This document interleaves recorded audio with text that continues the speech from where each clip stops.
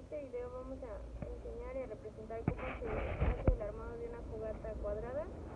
Vamos a necesitar esta, troncos o leña y algunas varas secas. Primero vamos a empezar a poner la yesca en medio, después un poco de varas secas y vamos a empezar a formar la fogata con los troncos, obviamente en forma cuadrada. Y vamos a tratar de que queden unos huecos en medio para que por ahí entre el aire y se genere más fuego. Se construye de más grande a más chico para limitar el fuego, que no se expanda en la superficie.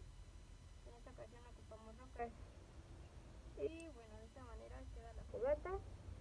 Lo vas a encender, obviamente por un ladito. Y para apagar el fuego vamos a ocupar agua o tierra seca. Y una vez que se haya apagado el fuego, vamos a retirar los troncos y la llave.